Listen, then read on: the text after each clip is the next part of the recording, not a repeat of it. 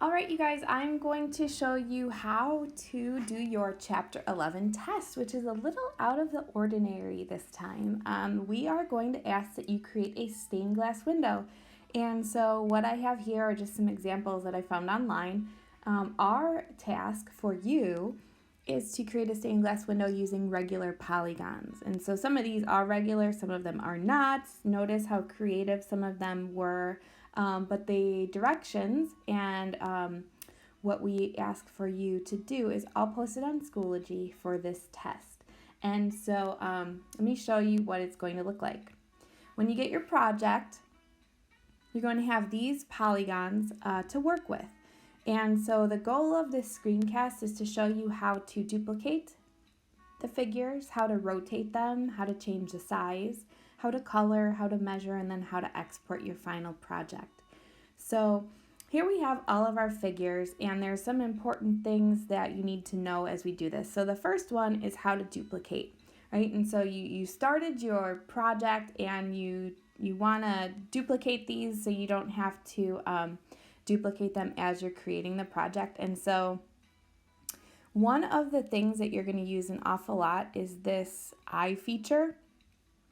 So if you click on that, a lot of options come up and you can move it out of the way using your stylus or your finger. And so there's a range. So if you're doing your project and something happens where, one figure somehow is behind another and you can't grab it or things like that, you go to a range and you can bring it to the front. You can send something to the back. And so those are probably going to be what you use if you get stuck and the figure is now behind something else. Here's the edit option, which is going to have the duplicate feature, which is the same thing as copy and pasting. It's just one step instead of two. And then what you're going to want to do when you're done with your final project is go to lock and lock it. This also might be helpful if you have to reuse the same shape and you want to keep the same size.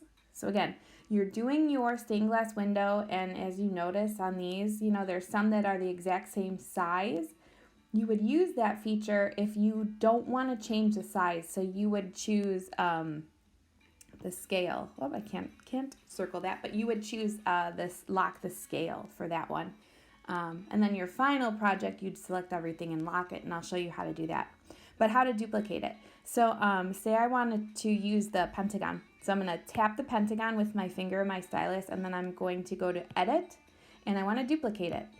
And there you go. Now to move that shape, you have to go back to the hand feature and then you can move it. All right, so again, duplicate, you go to the eye, do the triangle this time. So I click on the triangle and I click duplicate. Then I go up to the hand and I move it to where I need it used. So that is how to duplicate. Let us check that box off. All right. Now, how do you rotate it? So once you want to rotate it and change the size and everything, you're going to put your stylus down and you're going to use two fingers for this. And so I'm moving my screen using two fingers. As you can see, the zoom is going in and going out. So if I want to rotate a figure, so say I want my pentagon, I'm going to go ahead and grab my pentagon with, again, the hand tool and two fingers here. Rotates it, and as I go bring my fingers wider, it gets bigger, and as I bring them smaller, it gets smaller. Now if you need it really tiny, then use two fingers and zoom in on the black, and then you can make it smaller and smaller, and then if I zoom back out, see how tiny that got? So that's how you rotate it. Everything with two fingers here, rotating and size is done with two fingers, not your stylus. All right? And then I would move it where I want it to go. So again, that happened under the hand feature, all right? That's how you rotate and adjust the size. Now how to color it. So I kind of started one over here because I wanted to see how it was. So there's mine so far. And again, you want to try to keep as little black showing as possible. And I could have butted these right up against each other, and I still can do that, but you want as little black possible showing. If you notice in the stained glass windows, there is some black in between just to show the figures because that's like the iron that they use in between them. So a little bit's okay, but as little black as possible, not huge gaps. So like this right here, I probably would want to fill with something, one of my figures. So, all right. So now, how do I color? So the color feature is the one with the kind of like a sheet of paper with a line going down in a circle, right? So I clicked on that one. And these are the colors that I have on my palette right now. I'm not sure what you would have on yours. But if you don't like the colors, you choose one and you press on it, long hold, and then this new color palette comes up. And you go up to Custom Color Palette and press the plus. And you can move it around as you want. That one looks nice, so I'm going to click Done. And then I can also change the opacity of it, so how light the color is, how much you can see through it. So let me put it here so you can see the difference. So I'm going to go like that, and then to color it, you just tap on the figure. And it's not working. Maybe because I made it too light. Let's see. There we go. I made it too light, so you couldn't even see it. That's how light it was. And now if I go to full opacity, let's see how the color changed. Oh, see how it got a little darker. So that's what opacity does. So again, long hold. Once you go to your little piece of paper with the pencil thing on it, long hold on any of the colors. Choose your color. You can change the opacity if you want. Last thing was how to measure. And so before I show you how to measure, I want to show you how to do this last thing, which is to lock your entire project. So to lock it, I want to highlight everything. So once you're done with your final project, you want to highlight all the good figures that you just put together. And you want to press lock. All right? So we're going to lock all these together. Now that that is done, I'll go to my hand, and you'll be able to measure. So let me go to the measuring tool. So you should have a ruler somewhere on your sheet. And the ruler we have fixed so that you can only rotate it. You cannot adjust the size of it.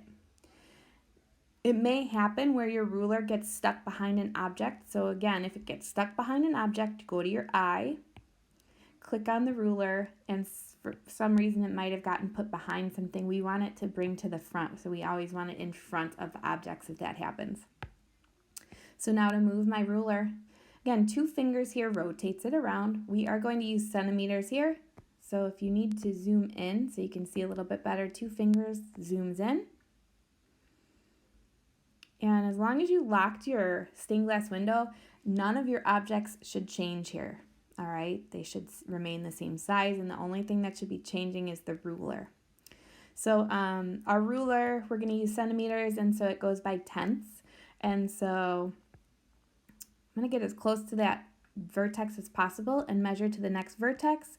Whatever's closest is the one I would go with.